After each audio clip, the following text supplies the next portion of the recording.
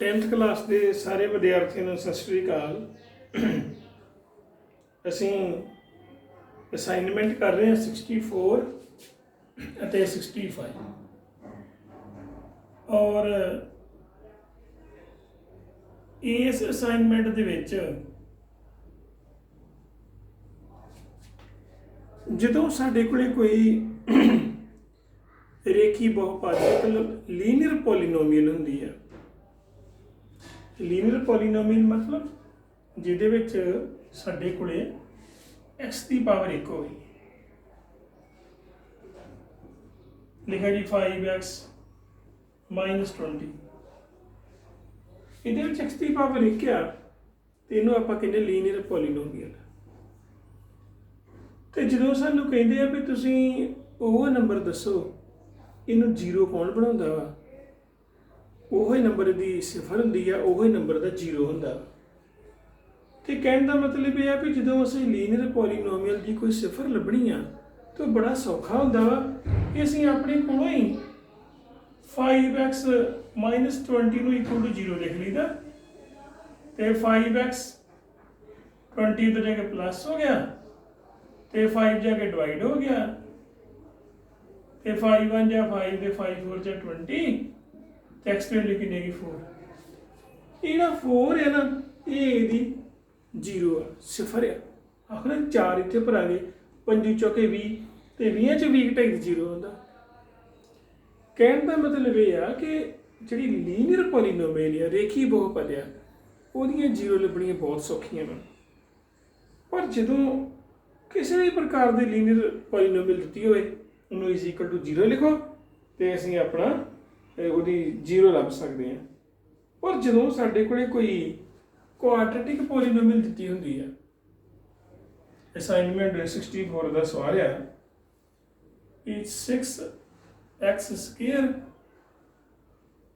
7x ਤੇ -3 ਆਂਦੇ ਇਸ ਜਿਹੜੀ ਕੁਆਡਰੇਟਿਕ ਪੋਲੀਨੋਮੀਅਲ ਆ ਉਹਦੀਆਂ ਸਿਫਰਾਂ ਵੀ ਪਤਾ ਕਰੋ, ਜ਼ੀਰੋਜ਼ ਫਾਈਂਡ ਕਰੋ and also verify their relations. ਉਹ ਰਿਲੇਸ਼ਨ ਕੀ ਆ?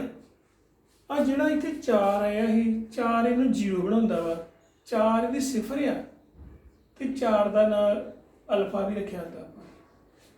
ਅਲਫਾ ਮੀਨਸ ਉਹਦੀ 0 ਤੇ ਕਿਉਂਕਿ ਉਹ ਲੀਨੀਅਰ ਪੋਲੀਨੋਮੀਅਲ ਆ ਇਸ ਕਰਕੇ ਉਹਦੀ ਇੱਕੋ ਹੀ ਸਿਫਰ ਹੋਏਗੀ, ਇੱਕੋ ਹੀ 0 ਹੋਏਗੀ, ਇੱਕ ਤੋਂ ਵੱਧ ਨਹੀਂ ਹੋ ਸਕਦੀ। ਇਸੇ ਪ੍ਰਕਾਰ ਜਿਹੜੀ ਸਾਡੀ ਇਹ ਕੁਆਡਰੇਟਿਕ ਇਕੁਏਸ਼ਨ ਆ ਇਹਦੀਆਂ ਵੀ 2 ਜ਼ੀਰੋਜ਼ ਹੋਣਗੀਆਂ ਔਰ ਇੱਕ ਦਾ ਨਾਂ ਅਲਫਾ ਰੱਖਾਂਗੇ ਤੇ ਇੱਕ ਦਾ ਨਾਂ ਕੀ ਰੱਖਾਂਗੇ ਬੀਟਾ। ਇਹਨਾਂ ਦੀ ਕੀਮਤ ਆਪਾਂ ਲੱਭਣੀ ਹੈ ਜੀ ਵੀ ਇਹ ਕੌਣ ਨੇ। ਹਾਂ, ਇੱਕ ਗੱਲ ਹੋਰ ਹੈਗੀ ਆ, ਸਾਡੇ ਕੋਲ ਇੱਕ ਹੋਰ ਗੱਲ ਹੈਗੀ ਹੋਈ ਆ ਵੀ ਜੇਕਰ ਤੁਹਾਨੂੰ ਇਹਦੀਆਂ ਜ਼ੀਰੋਜ਼ ਦਾ ਪਤਾ ਹੀ ਨਾ ਹੋਵੇ, ਸਿਫਰਾਂ ਦਾ ਪਤਾ ਹੀ ਨਾ ਹੋਵੇ ਤੇ ਤੁਸੀਂ ਸਮ ਆਫ ਜ਼ੀਰੋਜ਼ ਫਾਈਂਡ ਕਰ ਸਕਦੇ ਆ। ਉਹ ਜਿਹੜੀਆਂ 2 ਸਿਫਰਾਂ ਹੋਣਗੀਆਂ ਸਾਨੂੰ ਪਤਾ ਨਹੀਂ ਕੌਣ ਆ ਪਰ ਉਹਨਾਂ ਦਾ ਜੋੜ ਫਾਈਂਡ ਕਰ ਸਕਦੇ ਆ। ਤੇ ਉਹ ਪਤਾ ਕਿਹਦੇ ਬਰਾਬਰ ਹੁੰਦਾ? ਜੋੜ ਬਰਾਬਰ ਹੁੰਦਾ -b/a ਤੇ b ਪਤਾ ਕੌਣ ਹੁੰਦਾ? ਜਿਹੜਾ x ਦੇ ਨਾਲ ਲੱਗਾ ਹੋਵੇ 7 ਤੇ a ਜਿਹੜਾ x² ਦੇ ਨਾਲ ਲੱਗਾ ਹੋਵੇ। ਜਿੱਦਾਂ ਆਪਾਂ ਦੋਨਾਂ ਸਿਫਰਾਂ ਦਾ ਜੋੜ ਪਤਾ ਕਰ ਸਕਦੇ ਹਾਂ ਉਦਾਂ ਹੀ ਦੋਨਾਂ ਸਿਫਰਾਂ ਦਾ ਗੁਣਾ ਵੀ ਪਤਾ ਕਰ ਸਕਦੇ ਹਾਂ। ਅਲਫਾ ਬੀਟਾ ਮਤਲਬ ਅਲਫਾ ਦੀ ਬੀਟਾ ਦਾ ਗੁਣਾ ਹੁੰਦੀ ਹੈ ਤੇ ਉਹ ਕਹਿੰਦੇ CA/A। ਹੁਣ C ਇੱਥੇ ਕੌਣ ਹੈ? -3 A ਕੌਣ ਹੈ? 6 ਉਹ ਕੱਟ ਕੇ ਕਿੰਨਾ ਬਣ ਗਈ? -1/2। ਸਾਨੂੰ ਨਹੀਂ ਪਤਾ ਉਹ ਕਿਹੜੇ 2 ਸਿਫਰਾਂ ਨੇ ਪਰ ਸਾਨੂੰ ਇਹ ਪਤਾ ਲੱਗ ਗਿਆ ਵੀ ਉਹਨਾਂ ਦੋਵਾਂ ਦਾ ਜੋੜਿਆ -7/6 ਤੇ ਉਹਨਾਂ ਦੋਵਾਂ ਦਾ ਜਿਹੜੀ ਪ੍ਰੋਡਕਟ ਆ ਉਹ ਕਿੰਨੀ ਆ? -1/2। ਕਿਉਂਕਿ ਇਹ ਜਿਹੜੀ ਇਕੁਏਸ਼ਨ ਹੈ ਇਹਨੂੰ ਆਪਾਂ ਬੜੀ ਵਾਰ ਕੀਤਾ ਵਾ ਅੱਗੇ ਵੀ ਇਹਨੂੰ ਜਿਹੜੀ ਜਰਨਲ ਇਕੁਏਸ਼ਨ ਉਹਦੇ ਨਾਲ ਇਕੁਏਟ ਕਰ ਲਈਦਾ।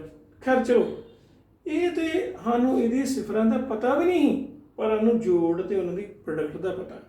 ਤੇ ਹੁਣ ਉਹ ਸਿਫਰਾਂ ਲੱਭੀਏ। ਜੋ ਸਿਫਰਾਂ ਲੱਭਣੀਆਂ ਹੁਣ 2 ਘਾਤੀ ਦੀਆਂ ਤੇ ਅਸੀਂ ਪਤਾ ਕੀ ਕਰਦੇ ਆ, ਅਸੀਂ ਕਿਸੇ ਤਰੀਕੇ ਨਾਲ ਇਹਨੂੰ ਇਹੋ ਜਿਹੀ ਸ਼ਕਲ 'ਚ ਰੇਖੀ ਬਹੁਪਦ ਲਿਆਉਂਦੇ ਆ।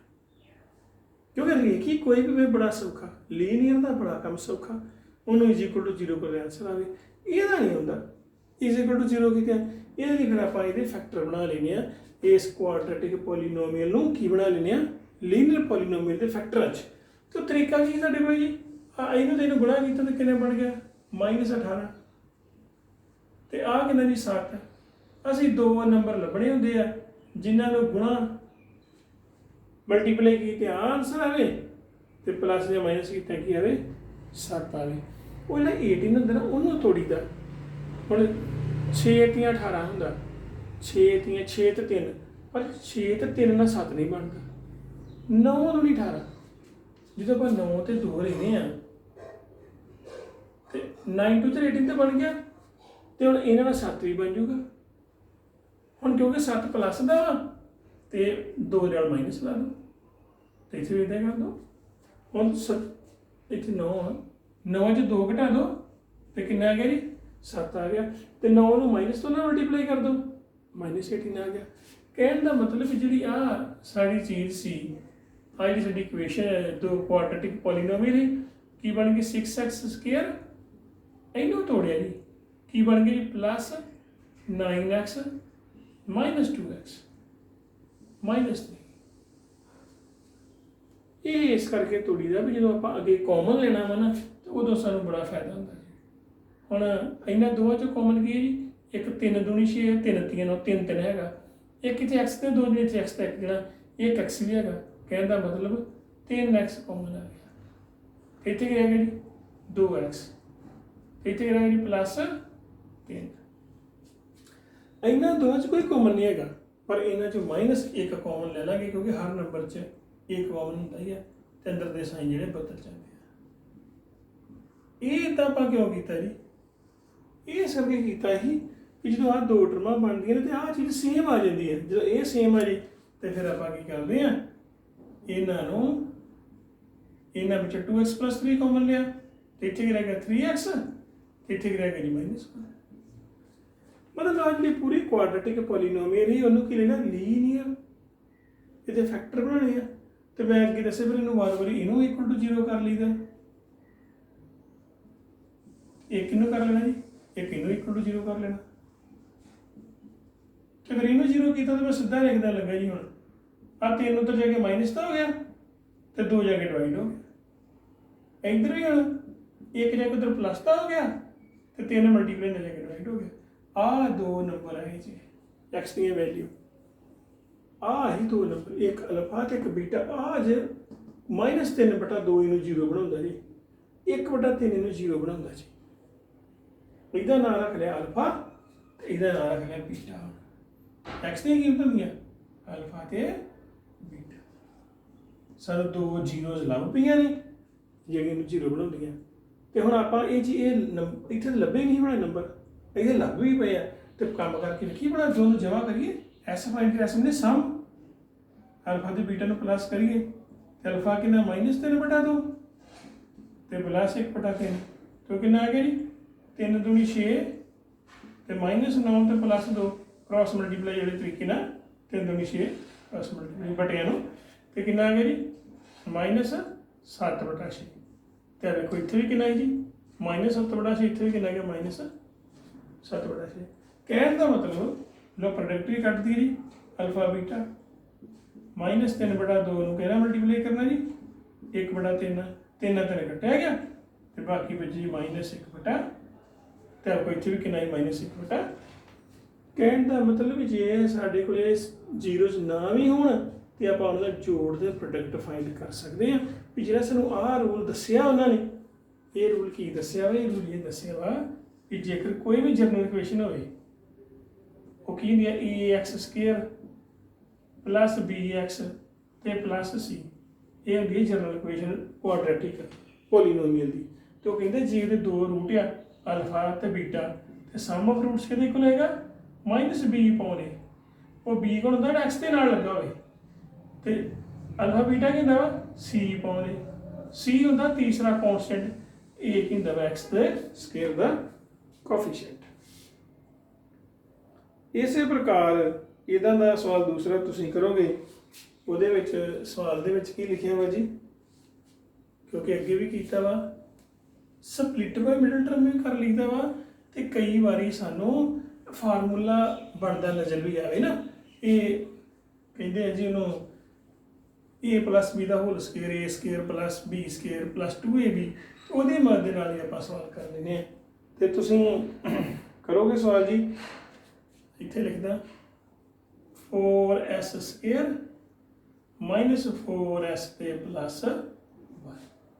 ਇਹਦੇ ਤੁਸੀਂ ਜਿੱਦਾਂ ਰੂਟ ਫਾਈਂਡ ਕਰੋਗੇ ਆ ਜ਼ੀਰੋਜ਼, ਤੇ ਨਾਲੇ ਸਾਰੀ ਕਾਰਵਾਈ ਤੁਸੀਂ ਪਾਓਗੇ, ਚੈੱਕ ਕਰੋਗੇ ਜਿੱਦਾਂ ਮੈਂ ਕੀਤਾ α + β α β। ਅਗਲੀ ਗੱਲ, ਹੁਣ ਕਹਿੰਦੇ ਆ ਵੀ ਜ਼ੀਰੋਜ਼ ਤੁਹਾਨੂੰ ਦਿੱਤੀਆਂ ਨੇ ਜੀ, ਸਿਫਰਾਂ ਦਿੱਤੀਆਂ ਨੇ, ਇੱਕ ਹੈਗੀ ਆ ਜੀ ਸਾਡੇ ਕੋਲੇ -1/4, ਇੱਕ ਹੈ ਜੀ 1/4। ਇਹ ਸਿਫਰਾਂ ਮਤਲਬ ਕੀ ਆ ਵੀ ਇੱਕ ਅਲਫਾ ਦਿੱਤਾ ਵਾ ਤੇ ਇੱਕ ਬੀਟਾ ਦਿੱਤਾ, ਤੇ ਤੁਸੀਂ ਦੱਸੋ ਵੀ ਉਹ ਕਿਹੜੀ ਕੁਆਡਰੈਟਿਕ ਪੋਲੀਨੋਮੀਅਲ ਹੋਏਗੀ, ਕਿਹੜੀ ਦੋ ਘਾਤੀ ਬਹੁਪਦ ਹੋਏਗੀ ਵੀ ਜਿਹਦੀਆਂ ਸਿਫਰਾਂ ਆ ਹੋਣਗੀਆਂ। ਅਸੀਂ ਹੁਣ ਉਹ ਪੋਲੀਨੋਮੀਅਲ ਬਣਾਉਣੀ ਇੱਦਾਂ ਦੀ ਬਣਾਉਣੀ ਆ। ਹੁਣ ਆਪਾਂ ਨੇ ਹੁਣ ਦੇਖੋ ਜਿਹੜੀ ਆ ਇੱਕ ਸਿਫਰ ਹੈ ਇਹਦਾ ਨਾਮ ਹੁੰਦਾ ਅਲਫਾ, ਇੱਕ ਦਾ ਨਾਮ ਹੈ ਬੀਟਾ। ਅਲਫਾ ਹੋ ਗਈ -1/4 ਤੇ ਬੀਟਾ ਹੋ ਗਈ 1/। ਜਦੋਂ ਵੀ ਪੋਲੀਨੋਮੀਅਲ ਲਿਖਣੀ ਹੋਵੇ ਤੇ ਉਹਦਾ ਸਾਡੇ ਕੋਲ ਫਾਰਮੂਲਾ ਪਤਾ ਕੀ ਆ, x ਸਕੁਅਰ -sx + b। ਆਹ ਜੀ ਫਾਰਮੂਲਾ। s ਮਤਲਬ ਜੋੜ, ਜੋੜ ਕਿੱਥੋਂ ਆਇਆ, ਸਮ ਤੋਂ, ਸਮ ਦੀ ਪੰਜਾਬੀ ਦੀ ਜੋੜ। p ਤੋਂ ਪ੍ਰੋਡਕਟ, ਪ੍ਰੋਡਕਟ ਤੋਂ ਕੀ ਬਣਿਆ ਜੀ ਗੁਣਾ। ਤੇ ਹੁਣ ਪਹਿਲਾਂ ਜੋੜ ਕੱਢ ਲਈਏ, ਜੋੜ ਕਿਹਨਾਂ ਦਾ ਜੀ, ਦੋਨਾਂ ਰੂਟਸ ਦਾ, ਇਹ ਜਿਹੜੇ ਸਾਡੀਆਂ ਜ਼ੀਰੋਜ਼ ਨੇ ਅਲਫਾ ਤੇ ਬੀਟਾ ਦਾ ਜੋੜ ਸਮ ਪਤਾ ਕਰੀਏ। ਤੇ ਇੱਕ ਕੀ ਹੈ ਸਾਡੇ ਕੋਲ ਜੀ -1/4, ਇੱਕ 1/4 ਤੋਂ ਕੱਟ ਕੇ ਕਿੰਨਾ ਆ ਗਿਆ ਜੀ 0 ਆ ਗਿਆ। ਤੇ ਹੁਣ ਪ੍ਰੋਡਕਟ ਕੱਢੀਏ ਦੋਵਾਂ ਦੀ ਗੁਣਾ, ਅਲਫਾ ਤੇ ਬੀਟਾ ਦੀ, -1/4 ਨਾਲ ਗੁਣਾ ਕੀਤਾ 1/4 ਨਾਲ, ਤੇ ਹੋ ਗਿਆ ਜੀ -1/16। ਤੇ ਪੋਲੀਨੋਮੀਅਲ ਕਿੱਦਾਂ ਬਣਦੀ ਜੀ, ਉਹ ਬਣਦੀ ਜੀ x ਸਕੁਅਰ -sx + b। तो की बने जी x स्क्वायर, जोड़ कितना है जी 0, तो प्रोडक्ट कितनी आएगी -116 -1/16। तो 0 वाला तो काम ही हो गया, तो साड़ी की बन गई जी x स्क्वायर -1/16। ये साड़ी की दो घाती बहुपद जिहदे आ सिफर ने। जे इनू थोड़ा जिहा होर सही करना हो तो आप भी कर सकते हैं भी 16 का गुणा कर लिया, 16 थले है ना, 16 का गुणा करेंगे इतने तो आएगा 16 एकम 16, इतने एक लगा होंगे 16x स्क्वायर। इनू 16 का किया तो कटिया कितने रह गया 1। इन्होंने दोनों की जी सिफर ने सेम ने, और इन्होंने वही साढ़े बहुपद होंगे। बाकी जो असाइनमेंट्स सवाल दिते हैं, क्योंकि आप रिविजन कर रहे हैं और अगे भी तुम ये किए हैं, बाकी सवाल तुम खुद करोगे जोड़े रह गए हैं। असाइनमेंट 65 ਦੇ ਵਿੱਚ ਯੂਕਲਿਡ ਵਨ ਐਲਗੋਰਿਥਮ ਦੇ ਨਾਲ ਐਚਸੀਐਫ ਫਾਈਂਡ ਕਰਨਾ ਅਤੇ ਐਲਸੀਐਮ ਫਾਈਂਡ ਕਰਨਾ।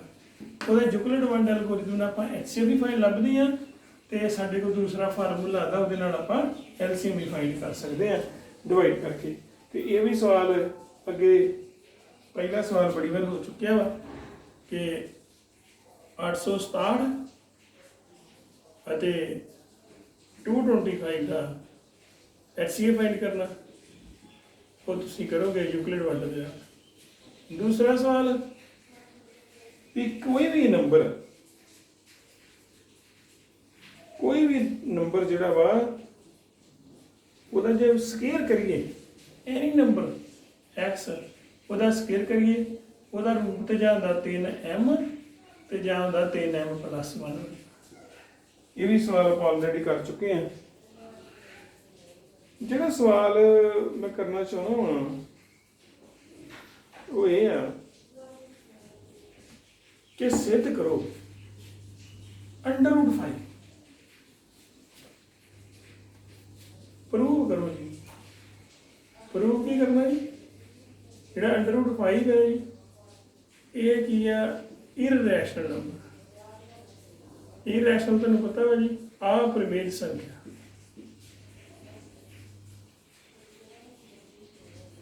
हुण ਜਿਹੜੇ ਸਾਡੇ ਇਹ ਅੰਡਰ ਰੂਟ 5 ਹੈ, ਇਹ ਰੈਸ਼ਨਲ ਦਾ ਮਤਲਬ ਕੀ ਹੈ ਵੀ ਇਹਨੂੰ ਆਪਾਂ ਬਟੇ ਦੀ ਸ਼ਕਲ 'ਚ ਨਹੀਂ ਲਿਖ ਸਕਦੇ। ਹੁਣ ਉਹ ਨਹੀਂ ਲਿਖ ਸਕਦੇ, ਇਹਦਾ ਮਤਲਬ ਇਹ ਨਹੀਂ ਚੱਲ ਇੱਕ ਲੱਗਾ ਤੇ ਬਟਾ ਬਣ ਗਿਆ, ਨਹੀਂ, ਇਹ ਨਹੀਂ ਗੱਲ ਆਖੀ। ਇਹ ਗੱਲ ਆਖੀ ਵੀ ਅੰਡਰ ਰੂਟ, ਅਸਲ ਅੰਡਰ ਰੂਟ ਦਾ ਮਤਲਬ ਕੀ ਆ, ਉਹ ਕਹਿੰਦੇ ਵੀ ਉਹ ਕਿਹੜਾ ਨੰਬਰ ਆ ਜਿਹਨੂੰ 2 ਵਾਰੀ ਮਲਟੀਪਲਾਈ ਕਰੀਏ ਤੇ ਸਾਡਾ 5 ਬਣੇ। ਉਹ ਕਿਹੜਾ ਨੰਬਰ ਆ ਜਿਹਨੂੰ 2 ਵਾਰੀ ਮਲਟੀਪਲਾਈ ਕੀਤਾ 5 ਬਣਦਾ, ਉਹ ਤਾਂ ਨੰਬਰ ਸਾਨੂੰ ਲੱਭਦਾ ਹੀ ਨਹੀਂ ਅਸਲ 'ਚ। ਉਹ ਜੇ ਨੰਬਰ ਆਪਾਂ ਅੰਡਰ ਰੂਟ ਫਾਈਂਡ ਕਰਦੇ ਆ ਤੇ ਅਸਲ 'ਚ ਹੁਣ ਇੱਥੇ ਮੈਂ 1 ਮਿੰਟ ਥੋੜਾ ਜਿਹਾ ਕੰਮ ਕਿਤੇ ਕਰ ਲੈਣਾ ਹੁਣ।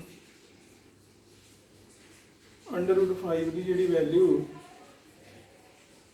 ਉਹ ਆਉਂਦੀ ਜੀ 2.236067। सिर्फ ਹੁਣ ਗੱਲ ਮੈਂ ਪਿੱਛੇ ਨੂੰ ਨਹੀਂ ਖੜਨੀ ਚਾਹੁੰਦਾ, ਬਸ ਇੰਨੀ ਗੱਲ ਤੁਹਾਨੂੰ ਦੱਸਣੀ ਚਾਹੁੰਦਾ ਵੀ ਜਿਹੜੇ ਸਾਡੇ ਕੋਲ ਪੁਆਇੰਟ ਵਾਲੇ ਨੰਬਰ ਹੁੰਦੇ ਨਾ, ਜਿੱਦਾਂ ਲਿਖਿਆ ਨਾ 5.6 ਤੇ ਉਹਨੂੰ ਆਪਾਂ 56/10 ਲਿਖ ਲੈਂਦੇ ਹਾਂ।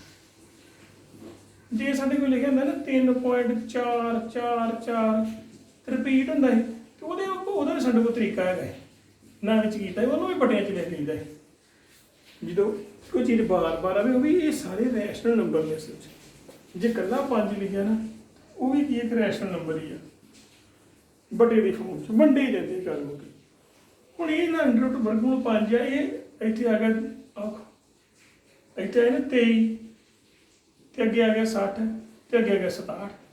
ਰਿਪੀਟ ਨਹੀਂ ਕੀਤਾ, ਇਹਨੂੰ ਬਾਰ ਦੀ ਫਾਰਮ 'ਚ ਕੀ ਲਿਖਿਆ? ਜਦੋਂ ਬਾਰ-ਬਾਰ ਕੋਈ ਚੀਜ਼ ਨਹੀਂ ਆਉਂਦੀ ਤੇ ਬਾਰ 'ਚ ਲਿਖਿਆ ਗਿਆ ਤੇ ਆਪਾਂ ਫਿਰ ਉਹਨੂੰ ਬਟੇ 'ਚ ਨਹੀਂ ਲਿਖ ਸਕਦੇ। ਇਸ ਕਰਕੇ ਜਿਹੜਾ ਖਤਮ ਵੀ ਨਾ ਹੋਵੇ ਤੇ ਬਾਰ-ਬਾਰ ਵੀ ਨਾ ਆਵੇ, ਨੌਨ ਰਿਪੀਟਿੰਗ ਤੇ ਨੌਨ ਟਰਮੀਨੇਟਿੰਗ, ਉਹਨੂੰ ਕਹਿੰਦੇ ਇਰਰੈਸ਼ਨਲ। ਕਹਿੰਦੇ ਵੀ ਤੁਸੀਂ ਦੱਸੋ ਵੀ ਇਹ ਇਰਰੈਸ਼ਨਲ ਹੈ, ਪ੍ਰੂਵ ਕਰੋ। ਅਸੀਂ ਕੀ ਕਰਦੇ ਹਾਂ, ਅਸੀਂ ਕਹਿੰਦੇ ਵੀ ਸਾਨੂੰ ਨਹੀਂ ਪਤਾ ਇਹ ਕੌਣ ਹੈ, ਚਲੋ ਅਸੀਂ ਤੁਹਾਡੀ ਗੱਲ ਮੰਨ ਲੈਂਦੇ ਹਾਂ ਵੀ ਇਹ ਰੈਸ਼ਨਲ ਹੈ। ਲੈਟ ਅਸ ਸਪੋਜ਼ ਮੰਨ ਲੈਂਦੇ ਆ, ਉਹ ਮੰਨ ਲਈਏ। ਇੱਦਾਂ ਕਿਉਂ ਕਰੀਦਾ? Let us suppose is rash। ਕਈ ਵਾਰੀ ਨਿਆਣਾ ਆਪਣੀ ਮੰਮੀ ਨੂੰ ਕਹਿੰਦਾ, ਮੰਮੀ ਜੀ ਪਾਪਾ ਕਿੱਥੇ ਆ, ਤੇ ਪਤਾ ਮੰਮੀ ਨੂੰ ਵੀ ਨਹੀਂ ਹੁੰਦਾ ਹੈ। ਤਾਂ ਉਹ ਮੰਮੀ ਕਹਿੰਦੀ ਪਾਪਾ ਕੋਠੇ ਤੇ ਹੋਣੇ, ਵੇਖ ਲਾ। ਤੇ ਬੱਚਾ ਉੱਤੇ ਜਾਂਦਾ, ਥੱਲੇ ਕਹਿੰਦਾ ਮੰਮਾ ਤੇ ਕੋਠੇ ਤੇ ਆਏ ਨਹੀਂ ਗਏ। ਅੱਛਾ ਫਿਰ ਬਾਹਰ ਹੋਣੇ। ਮੈਂ ਜਦੋਂ ਨਾ ਕੁਝ ਪਤਾ ਤੇ ਐਵੇਂ ਕੋਲੋਂ ਹੀ ਮੰਨ ਕੇ ਬਹਿ ਜਾਈਦਾ ਵੀ ਅਸੀਂ ਕਿਹਾ ਵੀ ਚਲੋ ਜੇ ਇਹ ਰੈਸ਼ਨਲ ਪ੍ਰੂਵ ਕਰਨਾ ਵਾ, ਚਲੋ ਠੀਕ ਹੈ, ਅਸੀਂ ਮੰਨ ਲਏ ਵੀ ਰੈਸ਼ਨਲ ਹੈ। ਵੀ ਜਿੱਦਾਂ ਸਾਡੇ ਬਟਾਲੇ ਤੋਂ ਜਦੋਂ ਆਪਾਂ ਇੱਥੋਂ ਖੱਬੇ ਪਾਸੇ ਨੂੰ ਜਾਈਏ ਤੇ ਅੰਮ੍ਰਿਤਸਰ ਸਾਹਿਬ ਹੁੰਦੇ ਆ, ਤੇ ਜੇ ਕੋਈ ਪੁੱਛੇ ਵੀ ਅੰਮ੍ਰਿਤਸਰ ਕਿੱਧਰ ਆ, ਤੇ ਅਸੀਂ ਕਿਹਾ ਜੀ ਸੱਜੇ ਪਾਸੇ ਨੂੰ ਤੁਰ ਪੈਂਦੇ ਆ ਜੀ, ਤੇ ਉੱਧਰ ਗਿਆ ਜੀ ਇੱਧਰ ਤੇ ਹੈ ਹੀ ਨਹੀਂ ਗਾ ਜੀ। ਅੱਛਾ ਫਿਰ ਦੂਜੇ ਪਾਸੇ ਹੋਣਾ। ਕਹਿਣ ਦਾ ਮੇਰਾ ਮਤਲਬ ਵੀ ਇਹਨੂੰ ਕਹਿੰਦੇ ਆ ਸਪੋਜੀਸ਼ਨ ਮੈਥਡ, ਵੀ ਕੋਲੋਂ ਹੀ ਮੰਨ ਲੈਣੀ ਗੱਲ ਆਪਣੀ, ਤੇ ਬਾਅਦ 'ਚ ਕਹਿਣਾ ਵੀ ਉਹ ਕੰਮ ਤੇ ਗਲਤ ਹੋ ਗਿਆ ਯਾਰ, ਗਲਤ ਗੱਲ ਮੰਨ ਲਈ ਆ, ਗੱਲ ਤੇ ਉਹ ਠੀਕ ਜਿਹੜੀ ਹੈਗੀ। ਅਸੀਂ ਕੀ ਮੰਨ ਲਿਆ ਵੀ ਇਹ ਕੀ ਹੈ, ਰੈਸ਼ਨਲ ਆ। ਜੇ ਇਹ ਨੰਬਰ ਰੈਸ਼ਨਲ ਆ ਤੇ ਇਹਦਾ ਮਤਲਬ ਜਿਹੜਾ ਅੰਡਰ ਰੂਟ 5 ਆ, ਉਹਨੂੰ ਆਪਾਂ ਕੀ ਲਿਖ ਸਕਦੇ ਹਾਂ, ਬਟੇ ਦੀ ਫਾਰਮ ਦੇ ਵਿੱਚ, ਤੇ ਉਹ ਬਣ ਗਿਆ ਜੀ a/b। ਜੇ ਬਟੇ ਦੀ ਫਾਰਮ 'ਚ ਲਿਖ ਲਿਆ ਤੇ a/b ਪਤਾ ਕੀ ਆ, ਜਿੱਦਾਂ ਸਾਡੇ ਕੋਲ ਲਿਖਿਆ ਜੀ 5/7 2/3। ਇਹ ਸਾਰੇ ਰੈਸ਼ਨਲ ਨੰਬਰ ਹੁੰਦੇ। ਅਸੀਂ ਕਹਿੰਦੇ ਅੰਡਰ ਰੂਟ 5 ਇੱਕ ਰੈਸ਼ਨਲ ਨੰਬਰ ਆ, ਤੇ ਉਹ ਫਿਰ ਬਟੇ ਦੀ ਫਾਰਮ 'ਚ ਹੋਏਗਾ a/b। ਤੇ ਨਾਲੇ ਆਪਾਂ ਕਿਹਾ ਵੀ ਉਹ ਜਿਹੜਾ ਬਟਾ ਵਾਲਾ ਵਾ ਨਾ, ਜਿਹੜਾ 2 ਤੇ 3 ਦੇ ਵਿੱਚ ਸਾਂਝਾ ਕੁਛ ਨਹੀਂ ਹੈਗਾ, 5 ਤੇ 7 'ਚ ਸਾਂਝਾ ਕੋਈ ਨਹੀਂ ਹੈਗਾ। ਜਿੱਦਾਂ ਲਿਖਿਆ ਨਾ 50 ਲਿਖਿਆ ਵੀ 70, ਇਹਦੇ ਵਿੱਚ 10 ਸਾਂਝਾ ਵਾ, ਕਟਿੰਗ ਹੋਣ ਡਈ ਆ 5 ਤੇ ਬਟਾ 7। ਅਸੀਂ ਗੱਲ ਕਹੀ ਆ ਵੀ ਇਹ ਇੱਕ ਰੈਸ਼ਨਲ ਨੰਬਰ ਆ, a ਤੇ b ਦੇ ਵਿੱਚ ਜਾਂ ਤੇ ਬ੍ਰੈਕਟ ਪਾ ਲਈਦੀ ਆ, = 1 ਲਿਖ ਦਈਦਾ। ਇਹਦਾ ਮਤਲਬ ਹੈ ਵੀ ਇਹਨਾਂ ਦੋਨਾਂ ਦੇ ਵਿੱਚ ਸਾਂਝਾ ਕੋਈ ਨਹੀਂ ਹੈਗਾ। ਤੇ ਜਾਂ ਫਿਰ ਲਾਗੇ ਪਤਾ ਕੀ ਲਿਖੀਦਾ, HCF। HCF ਦਾ ਵੀ ਇਹਨਾਂ ਦਾ ਫੈਕਟਰ ਕੋਈ ਨਹੀਂ ਜੀ ਹੈਗਾ। ਜਿੱਦਾਂ ਇੱਥੇ ਆਪਾਂ 9 ਤੇ 10 ਲਿਖ ਦਈਏ, ਇਹਨਾਂ ਵਿੱਚ ਵੀ ਸਾਂਝਾ ਇੱਕ ਤੋਂ ਬਿਨਾਂ ਕੋਈ ਨਹੀਂ ਹੈਗਾ। ਇੱਦਾਂ ਹੀ ਆਖਿਆ ਵੀ ਇਹ ਜਿਹੜਾ ਵਰਗਮੂਲ 5 ਨਾ ਕੋਈ ਬਟੇ ਵਾਲੀ ਚੀਜ਼ ਆ, ਜਿੱਦਾਂ ਕੋਈ 2/3 ਕਰਕੇ ਆ ਜੀ, ਤਾਂ ਇੱਕ A ਆ ਤੇ ਇੱਕ B ਆ। ਠੀਕ ਹੈ ਜੀ, ਆਪਾਂ ਇਹਨੂੰ ਕਹਿ ਲਿਆ ਬਟੇ ਵਾਲੀ ਆ, ਤੇ B ਇੱਧਰ ਆ ਕੇ ਮਲਟੀਪਲਾਈ ਹੋ ਗਿਆ ਤੇ ਬਣ ਗਿਆ B √5 ਬਰਾਬਰ A। ਇਹ ਤੋਂ ਗਾੜੀ ਆਪਾਂ ਦੀ ਸਕੇਅਰਿੰਗ ਕਰ ਦਿੱਤੀ। ਜਦੋਂ ਸਕੇਅਰਿੰਗ ਕਰਦਾ ਵਰਗ ਕਰਨਾ, ਜਦੋਂ ਵਰਗ ਕੀਤਾ ਨਾ ਤੇ ਕੀ B ਦਾ ਸਕੇਅਰ ਬਣ ਗਿਆ, ਤੇ ਇਹਦੇ ਸਕੇਅਰ ਕੀਤਾ √ ਦਾ ਸਕੇਅਰ ਕੀਤਾ ਵਰਗ √ ਹੋ ਗਿਆ, ਇੰਨਾ ਆ ਗਿਆ ਜੀ। ਸਕੇਅਰ ਕਰਨ ਦਾ ਮਤਲਬ ਹੁੰਦਾ ਵੀ B ਦਾ ਪਾਵਰ 2 ਕਰ ਦੋ, ਇਹਦੀ ਪਾਵਰ 2 ਕੀਤੀ ਤੇ √ ਦਾ ਸਕੇਅਰ ਕੱਟਿਆ ਹੀ ਜਾਂਦਾ, ਮਤਲਬ ਇਹਨੂੰ 2 ਵਾਰੀ ਮਲਟੀਪਲਾਈ ਕਰਤਾ। ਇਹ ਗੱਲਾਂ ਤਾਂ ਆਉਂਦੀਆਂ। ਜਦੋਂ ਇੱਥੇ ਪਹੁੰਚ ਗਏ ਨਾ ਆਪਾਂ, ਹੁਣ ਤੁਹਾਡੇ ਕੋਲ ਲਿਖਿਆ ਵਾ ਕੋਈ ਚੀਜ਼ ਲਿਖੀ ਹੈ ਜੀ 5 × 10 ਬਰਾਬਰ 50। ਜਦੋਂ ਇੱਧਰ ਕੋਈ ਚੀਜ਼ ਮਲਟੀਪਲ 'ਚ ਲਿਖੀ ਆ ਤੇ = ਸਾਰੀ 50 ਲਿਖੀ ਆ, ਇਹਦਾ ਮਤਲਬ ਜਿਹੜਾ 5 ਆ ਨਾ ਉਹ 10 ਨੂੰ 5 ਜਿਹੜਾ 50 ਨੂੰ ਡਿਵਾਈਡ ਕਰੇਗਾ। ਹੋਰ ਦੇਖ ਲਓ 7 ਮਲਟੀਪਲ ਵਿੱਚ 3 ਲਿਖਿਆ, 7 ਦੂਤਿਆਂ, ਇਹਦਾ ਮਤਲਬ ਜਿਹੜਾ 21 ਆ, ਇਹ ਦੋਵਾਂ ਨੂੰ ਗੁਣਾ ਕਰਕੇ ਆਇਆ ਨਾ, ਇਹਦਾ ਮਤਲਬ 21 ਨੂੰ ਹੁੰਦਾ ਕੀ ਆ ਵੀ 7 ਨੂੰ 3 ਦਾ ਮਤਲਬ ਇਹ ਆ ਵੀ ਸਾਡੇ ਕੋਲੇ 7 62 ਦੀਆਂ 3 ਪੋਟਲੀਆਂ ਤੇ 21 ਬਾਂਟੇ ਆ। ਇੱਧਰ ਨਾ ਮੈਂ ਗੱਲ ਕਰਾਂ ਕਿਉਂਕਿ ਤੁਹਾਨੂੰ ਕੋਈ ਆਪਾਂ ਨੂੰ ਗੱਲ ਸਮਝਾਉਣੀ ਹੈ। ਵੇਖੋ ਜੀ, ਗੱਲ ਇਹ ਆ ਵੀ ਜਦੋਂ 7 × 3 20 ਬਣ ਜਾਣਾ ਤੇ 21 ਨੂੰ 7 ਵੀ ਡਿਵਾਈਡ ਕਰੇਗਾ, 21 ਨੂੰ 3 ਵੀ ਡਿਵਾਈਡ ਕਰੇਗਾ। ਗੱਲ ਇਹ ਮੁੱਕਦੀ ਹੈ। ਹੁਣ ਜਦੋਂ ਇੱਧਰ 2 ਚੀਜ਼ਾਂ ਗੁਣਾ ਹੁੰਦੀਆਂ, ਆਹ ਆਨਸਰ ਆ ਜਿੱਦਾਂ ਇੱਥੇ ਆ 7 ਤੇ 21, 7 ਵੀ 21 ਨੂੰ ਡਿਵਾਈਡ ਕਰੇਗਾ, 3 ਵੀ 21 ਨੂੰ ਡਿਵਾਈਡ ਕਰੇਗਾ। ਇਟ ਮੀਨਸ 5 ਜਿਹੜਾ ਵਾ ਉਹ ਡਿਵਾਈਡ ਕਰੇਗਾ A ਸਕੁਅਰ ਨੂੰ। ਠੀਕ ਹੈ ਜੀ। ਅਗਲੀ ਗੱਲ, ਜਦੋਂ ਕੋਈ ਨੰਬਰ ਮੰਨ ਲਓ ਵੀ 3 ਜਿਹੜਾ ਵਾ ਨਾ ਡਿਵਾਈਡ ਕਰਦਾ ਵਾ 36 ਨੂੰ, ਕਰਦਾ ਨਾ 12 ਤੇ 36, ਤੇ 36 ਕੌਣ ਬਣਾ? 36 ਹੈਗਾ 6 ਦਾ ਸਕੇਅਰ। ਜਦੋਂ ਕੋਈ ਨੰਬਰ ਸਕੇਅਰ ਵਾਲੀ ਚੀਜ਼ ਨੂੰ ਡਿਵਾਈਡ ਕਰੇ ਤੇ ਫਿਰ ਉਹ ਜਿਹੜਾ ਨੰਬਰ ਆ ਉਹ ਬੇਸ ਨੂੰ ਹੀ ਡਿਵਾਈਡ ਕਰਦਾ ਵਾ। ਬੇਸ ਕੌਣ ਬਣਾ ਤੇ 6 ਤੇ ਕਰਦਾ ਹੀ ਆ, 3 ਦੂਣੀ 6। ਇਦਾਂ ਹੀ ਜੇਕਰ 5 ਕਿਸੇ A ਸਕੇਅਰ ਨੂੰ ਡਿਵਾਈਡ ਕਰਦਾ ਤੇ ਮਤਲਬ 5 ਜਿਹੜਾ ਵਾ ਉਹ ਡਿਵਾਈਡ ਕਰੂਗਾ ਕਿਹਨੂੰ? A ਨੂੰ ਹੀ। ਇਹਦਾ ਮਤਲਬ ਕੀ ਹੋ ਗਿਆ? 5 A ਨੂੰ ਡਿਵਾਈਡ ਕਰਦਾ। ਹੁਣ ਮੈਂ ਕਹਿੰਦਾ ਵਾ ਵੀ 2 ਜਿਹੜਾ ਵਾ ਉਹ 10 ਨੂੰ ਡਿਵਾਈਡ ਕਰਦਾ। ਇਹਦਾ ਕੀ ਮਤਲਬ ਹੈ? ਇਹਦਾ ਮਤਲਬ ਆ ਵੀ 10 ਦੇ ਵਿੱਚ 2 ਹੈਗਾ ਵਾ, 2 into something ਹੈ, ਕੋਈ ਹੋਰ ਨੰਬਰ ਹੈਗਾ ਵਾ। 10 ਕੌਣ ਆ? 2 into something, 2 into something। ਇੱਥੇ ਤਾਂ 5 ਨਜ਼ਰ ਆਉਣ ਡਿਆ। ਠੀਕ ਹੈ ਜੀ। ਤੇ ਹੁਣ ਇੱਥੇ ਮੈਂ ਕਹਿੰਦਾ 5 A ਨੂੰ ਡਿਵਾਈਡ ਕਰਦਾ, ਇਹਦਾ ਮਤਲਬ ਵੇਖੋ ਨਾ 2 ਜਿਹੜਾ 10 ਨੂੰ ਪਤਾ ਕਿਉਂ ਡਿਵਾਈਡ ਕਰਦਾ? ਕਿਉਂਕਿ 10 ਵਿੱਚ 2 ਹੈਗਾ ਵਾ, 2 5 10, ਤੇ ਤਾਂ ਹੀ 2 ਨਾਲ 2 ਕੱਟਿਆ ਹੀ, ਉਹਦਾ ਕਿੰਨੇ ਡਿਵਾਈਡ ਹੋ ਗਿਆ, ਵੰਡਿਆ ਗਿਆ ਜੀ। ਹੁਣ ਇੱਥੇ 5 A ਨੂੰ ਡਿਵਾਈਡ ਕਰਦਾ ਦਾ ਮਤਲਬ A ਦੇ ਵਿੱਚ 5 into something ਕੋਈ ਚੀਜ਼ ਆ, 5 M ਆ। ਇੱਕ ਤੇ ਗੱਲ ਆ ਜੀ, ਤੇ ਇੱਥੋਂ ਗੱਲ ਕੀ ਨਿਕਲੀ ਵੀ A ਨੂੰ 5 ਕੱਟਦਾ ਵਾ, ਤੇ ਜੇ A 5 ਨੂੰ ਕੱਟਦਾ ਵਾ ਤੇ ਇਹਦਾ ਮਤਲਬ ਵੀ A ਦੇ ਵਿੱਚ 5 into ਕੁਝ ਚੀਜ਼ ਆ। ਉਹਦਾ ਜਿੱਦਾਂ ਮੈਂ ਕਹਿੰਦਾ ਜੀ 7 20 ਨੂੰ ਕੱਟਦਾ, 20/7, ਤੇ ਹੁਣ ਅਸਲ ਤੋਂ ਕੱਟਦਾ ਹੀ ਨਹੀਂਗਾ। 20 ਨੂੰ ਥੋੜਾ ਕੀ ਉਹ 7 ਆਉਂਦਾ ਹੀ ਨਹੀਂਗਾ, ਉਹ 'ਚ ਤੇ ਹੁਣ ਕੀ ਡਿਆ ਵਾ 2 into 2 ਦੂਣੀ 4, 4 5 20, ਤੇ ਕੱਟਿਆ ਕੀ ਜਾਵੇ ਕਿਉਂਕਿ 7 20 ਨੂੰ ਡਿਵਾਈਡ ਕਰਦਾ ਹੀ ਨਹੀਂ, ਉਹ 'ਚ 7 ਹੈ ਹੀ ਨਹੀਂਗਾ। ਪਰ ਇੱਥੇ ਮੈਂ ਕਹਿਤਾ ਵੀ ਜਿਹੜਾ 5 ਆ A ਨੂੰ ਡਿਵਾਈਡ ਕਰਦਾ, ਵਿੱਚ ਮੇਰੀ A ਦੇ ਵਿੱਚ 5 ਤੇ ਕੋਈ ਹੋਰ ਚੀਜ਼ ਹੈਗੀ ਆ। ਜੇ ਕੋਈ ਹੋਰ ਚੀਜ਼ ਹੈਗੀ ਆ ਇਹ ਜਿਹੜੀ ਆਹ ਚੀਜ਼ ਲਿਖੀ ਨਾ, ਇਹ ਕੀ ਲਿਖਿਆ ਭਲਾ? B ਸਕੁਅਰ ਗੁਣਾ 5 ਬਰਾਬਰ A ਸਕੁਅਰ, ਤੇ A ਕਿੰਨਾ ਬਣ ਗਿਆ 5M, ਉਹ ਮੈਂ ਇੱਥੇ ਭਰਤਾ 5M ਦਾ ਸਕੁਅਰ, ਤੇ ਉਹ ਕੀ ਬਣ ਗਿਆ ਜੀ? B ਸਕੁਅਰ ਗੁਣਾ 5 25 m ਸਕੁਅਰ। ਆ 5 ਤੋਂ ਗੁਣਾ ਹੁੰਦਾ ਉਧਰ ਇੱਕ ਡਿਵਾਈਡ ਹੋ ਗਿਆ, ਥੱਲੇ ਆ ਗਿਆ। ਜੇ ਥੱਲੇ ਆ ਗਿਆ ਤੇ 5 ਨੇ 5 ਨਾਲ ਕੱਟਤਾ, ਕੀ ਬਚ ਗਿਆ ਜੀ 5। ਕਹਿਣ ਦਾ ਮਤਲਬ ਕੀ ਬਣ ਗਿਆ ਜੀ, b ਸਕੁਅਰ ਬਰਾਬਰ 5m ਸਕੁਅਰ। ਹੁਣ ਇਹਦਾ ਕੀ ਮਤਲਬ ਹੈ, ਇਹਦਾ ਮਤਲਬ ਇਹ ਹੋ ਗਿਆ ਵੀ ਜੇ b ਆ ਜਿਹੜੀ ਚੀਜ਼ ਆ ਇਹ 5 ਇੰਟੂ ਸਮਥਿੰਗ ਆ। ਜਿੱਦਾਂ ਹੁਣੇ ਮੈਂ ਕਿਹਾ ਇੱਥੇ 20 ਲਿਖਿਆ ਹੋਵੇ 5 ਇੰਟੂ ਸਮਥਿੰਗ, ਤੇ ਹੁਣ ਜਿਹੜਾ ਆ 5 ਆ ਹਮੇਸ਼ਾ 20 ਨੂੰ ਭਾਗ ਕਰੇਗਾ। ਇਟ ਮੀਨਸ ਜਿਹੜਾ 5 ਆ ਡਿਵਾਈਡ ਕਰਦਾ ਵਾ, ਕਿਹਨੂੰ ਡਿਵਾਈਡ ਕਰਦਾ ਵਾ, b ਸਕੁਅਰ ਨੂੰ। ਤੇ ਉਹਨੇ ਆਪਾਂ ਗੱਲ ਆਖੀ ਵੀ ਜੇ ਉਹ ਕੀ ਸਕੁਅਰ ਨੂੰ ਡਿਵਾਈਡ ਕਰਦਾ ਤਾਂ ਉਹ ਬੇਸ ਨੂੰ ਵੀ ਡਿਵਾਈਡ ਕਰੇਗਾ। ਜੇ ਉਹ ਬੇਸ ਨੂੰ ਡਿਵਾਈਡ ਕਰੇਗਾ ਇਟ ਮੀਨਸ 5 b ਨੂੰ ਵੀ ਡਿਵਾਈਡ ਕਰਦਾ ਵਾ, ਤੇ ਨਾਲ ਇਧਰ ਇੱਕ ਵੀ ਆ ਗਿਆ ਜੀ 5 a ਨੂੰ ਵੀ ਡਿਵਾਈਡ ਕਰਦਾ। ਕਹਿਣ ਦਾ ਮਤਲਬ ਵੀ a ਤੇ b ਦੇ ਵਿੱਚ 5 ਹੈਗਾ ਜੇ, ਤੇ ਅਸੀਂ ਤੇ ਆਖਿਆ ਵੀ a ਤੇ b 'ਚ ਕੋਈ ਚੀਜ਼ ਹੀ ਨਹੀਂ।